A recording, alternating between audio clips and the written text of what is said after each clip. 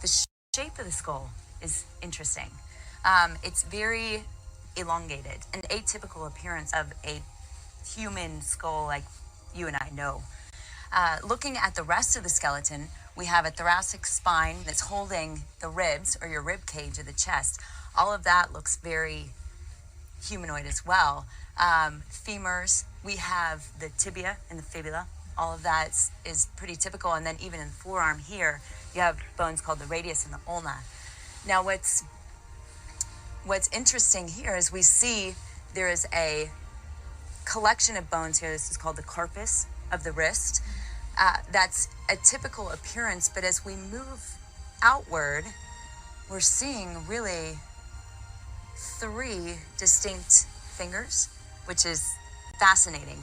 The skull, I don't see any suture lines. There's no bones that are separate in the skull. They all appear fused. So this appears to be a solid structure. In the hand, coming from the carpus, not only do we see 3 and only 3 fingers, but you have enlargement of the bones as well. So we're seeing the same thing happening in the feet. The metacarpals and the phalanges. Metacarpals are in the palm of the hand. Phalanges are the fingers. So if we look at where the metacarpals would lie, they're very thick bones. They're much thicker than bones that you would find in my hand or in your hand.